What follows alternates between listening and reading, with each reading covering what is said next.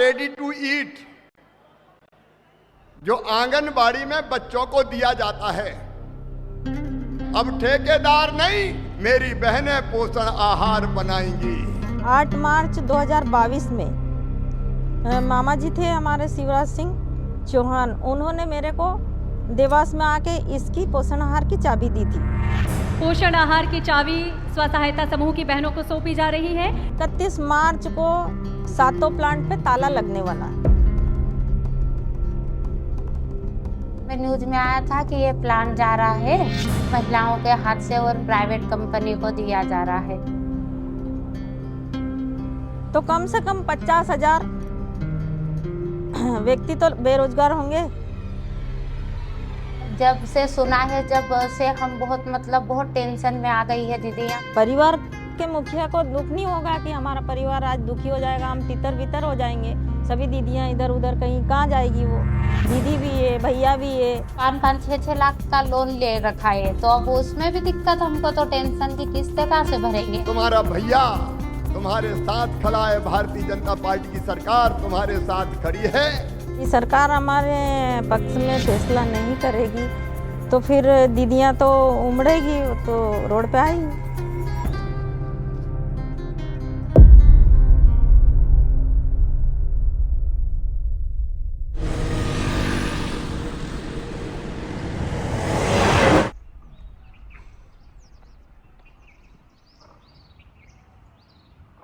हम गांव में कहीं भी मजदूरी करते थे, खेतों में, घरों में, और अपना जीवन व्यतीत करते थे।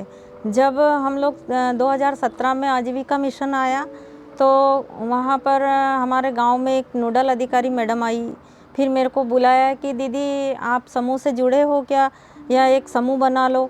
तो समूह को हम कुछ समझते ही नहीं थे कि समूह क्या चीज़ होती है।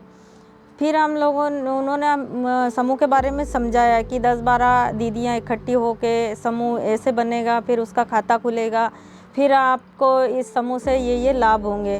2017 के बाद में 18 में हमें पता चला कि हमारे यहाँ एक फैक्ट्री डलने वाली है, ये पोषण आहार संयंत्र। फिर 8 मार्च 2022 में मामा जी थे हमारे शिवराज सिंह चौहान, उन्होंने मेरे को देवास में आके इसकी पोषण आहार की चाबी दी थी। 2021 से जुड़ी हूँ पोषण आहार में, तो हाउस कीपिंग में सुपरवाइजर का काम देखती हूँ, साफ सफाई का मतलब मेंटेन करती हूँ।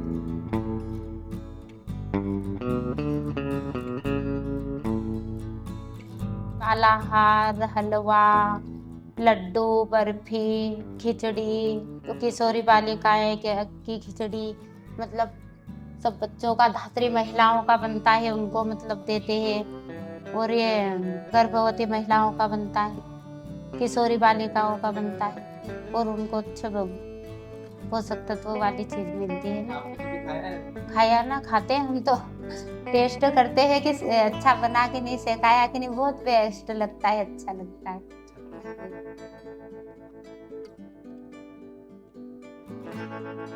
बहुत ज़्यादा इम्पोर्टेंट, बहुत ज़रूरी है, क्योंकि हमारा घर परिवार आजीविका चल रही, पूरा परिवार चल रहा है। इसकी वजह से हमारी पढ़ाई बच्चों की अच्छी चल रही, प्राइवेट स्कूल में पढ़ा भी रहे हैं। तो समूह से जुड़ के कंपनियों को, दीदियों, गरीब दीदियों को हमने वहाँ लगवाया, और वो दीदियाँ काम करती है, उसमें मेरी बेटी भी करती है सब, और उनका पति नहीं है, तो हमने सोचा कि गरीब दीदियाँ अच्छा खा पी लेगी, कमाने कहाँ जाएगी, तो हमने वो दीदियों को सबको लगाया। 2-3 के पति नहीं है, उनको भी लगाया। मेरे को कभी ऐसा नहीं लगता है कि ये दूसरा है प्लांट, मैं अपने घर जैसा ही रखती हूँ, छुट्टी भी रहती है तब भी मैं आती हूँ। पर अब जब से सुना है, जब से हम बहुत टेंशन में आ गई है दीदियाँ, बहुत लाखों से जनता दीदियाँ बेरोजगार हो रही है, तो हमारा ये है कि हमारा प्लांट चाहिए, हमको प्लांट चलता रहे, प्लांट बहुत जरूरी है।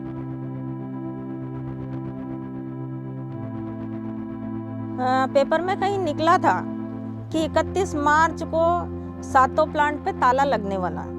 मध्य प्रदेश के आंगनबाड़ियों में पोषण आहार को लेकर सियासत गर्मा गई है। प्रदेश भर में स्व सहायता समूहों से जुड़ी महिलाएं सड़क पर उतर आई हैं। सवाल सीधा है, क्या हजारों महिलाओं के हाथ से रोजगार छिनने वाला है, और क्या 33 लाख बच्चों और गर्भवती महिलाओं को मिलने वाला टेक होम राशन अब निजी हाथों में जाएगा। अगर इस सातों प्लांट में ताला लग जाएगा तो हमारी ये जो दीदियाँ काम कर रही है और दीदियाँ हैं, भैया है, यहाँ गार्ड लोग हैं, सभी लोग जुड़े हैं, तो सभी पे असर पड़ेगा, तो सभी बेरोजगार हो जाएंगे।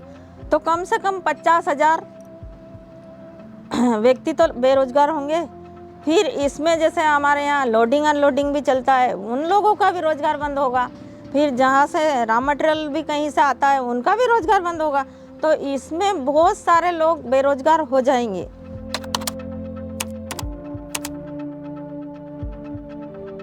हाँ, ऐसा तो सुना घाटे में जा रही है फैक्ट्री।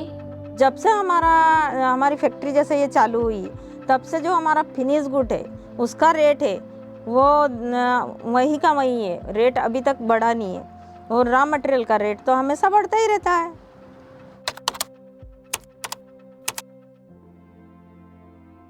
हर 3 महीने में हम अलग अलग लैब में चेक करवाते हैं, तो ये गुणवत्तापूर्वक ही है। गुणवत्ता का तो कोई ऐसा सवाल ही नहीं उठता है कि हमारे यहाँ से गुणवत्तापूर्वक चीज़ नहीं जा रही है। ये माना जाए कि हमारी या तो रेसिपी में थोड़ा सा कमी कर दे।